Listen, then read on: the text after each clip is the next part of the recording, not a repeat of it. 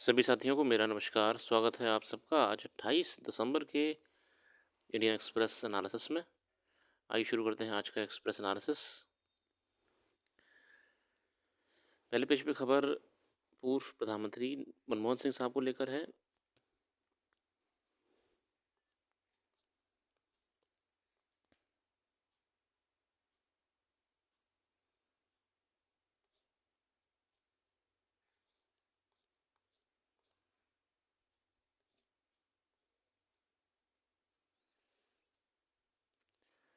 Jaishankar reviews India US ties with Blinken Sullivan.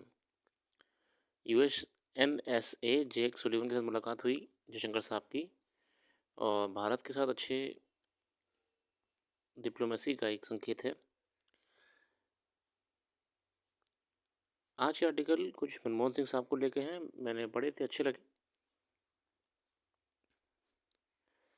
मगर मैं अभी स्ट्रिक्टली सिर्फ एग्ज़ाम पॉइंट ऑफ व्यू से रुकूंगा।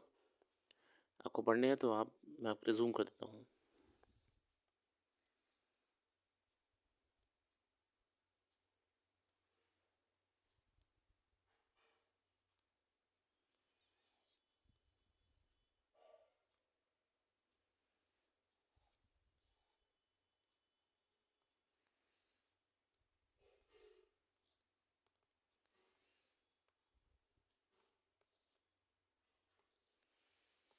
Why December 12th month derives its name from Latin word for November 10th?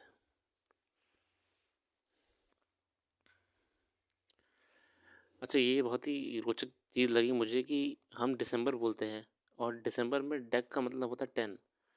Deka बोलते हैं, डेका 10 होता है,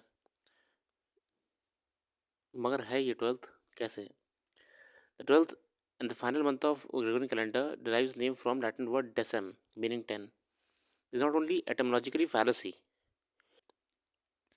In the Gregorian calendar, September is derived from the word septem 7, October from Octo 8, and November from November 9. Why?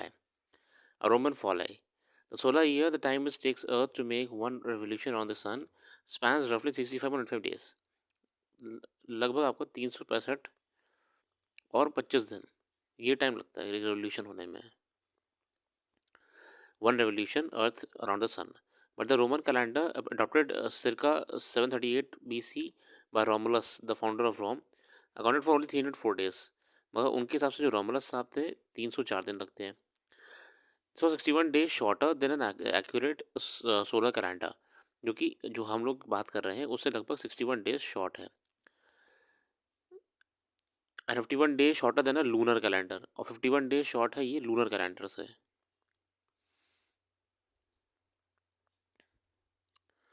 Romulus calendar was divided into 10 months: Martius, Aprils, Mais, Junis, Quintilis, Sextilis, September, October, November, and December, with the final 6 months corresponding to the Latin names from number 5 to 10. Martius March heralded the onset of spring after December. Romans entered temporal limbo. The unassigned 61 odd days fell in the dead of winter and were thus deemed unworthy of naming.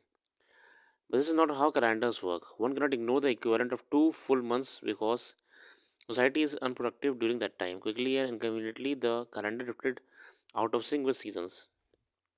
2 new months. To address the misalignment, Romulus' successor Numa Pompilius in 713 BC introduced 2 new months, January to February. January was dedicated to Janus and Roman god of doorways and transitions. February derives name from the Latin word februa, meaning to cleanse, and was so named after the Roman festival of purification. तो बाद में आपका नुमा पॉम्पलस साहब ने आने के बाद दो दो महीने और ऐड कर दिए, जनवरी और फरवरी. जनवरी जो कि आपके डोरवेज के राजा हैं, ईश्वर हैं, जिनकी पूजा होती है, गॉड है, और फरवरी मतलब cleansing, purification. The months, however, were apprehended to the end of calendar year, which still began in March. It was not until 153 BC and that New Year's Day was officially moved to January 1, a change made in order to enable newly elected councils to take office at the earlier date. This is when the etymologically fallacy that we see today emerged from the being the 10th month in the calendar. December suddenly became the 12th. Similarly, Quintiles, Sextiles, September, October, and November were all pushed 2 months down in the calendar than what the names indicated. Switching to solar year, the lunar year is roughly 10 days shorter than the solar year. Over time, lunar year stops being aligned to seasonal cycles, which are informed by the Earth's revolution around the Sun, rather than lunations.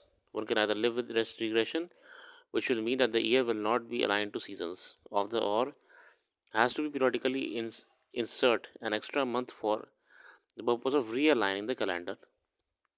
Overall यहाँ पे हमारे हमने देखा कि कैसे calendar में कुछ changes करके जो 10 मंथ्स का था उसे एक्सटेंड करके 12 महीने करा गया था.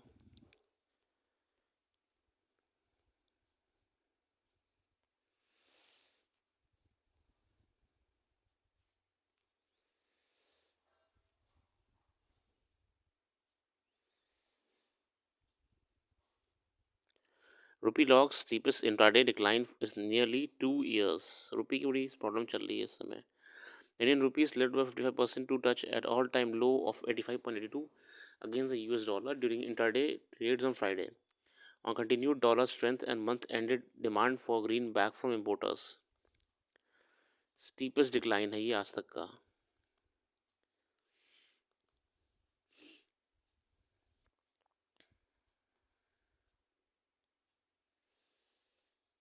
Osamu Suzuki, who led Japanese automaker into India, dies at 94.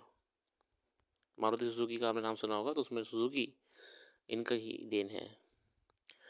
फिर इसी के साथ आज के लिए रखते हैं. अपना कीमती समय देने के लिए बहुत बहुत धन्यवाद. कल फिर आएंगे नई वीडियो के साथ. जुड़े रहिए और डिटेल में करंट अफेयर जानने के लिए हमारी वेबसाइट को आप जरूर विजिट कर सकते हैं. बाकी और आर्टिकल्स जो मनमोहन सिंह साहब को लेके आप जरूर पढ़िएगा समय निकाल के. बहुत ही चीज़ें आपको जानने को मिलेंगी उनके बारे में. गहरी पर्सनालिटी हैं अपने आप में. Thank you.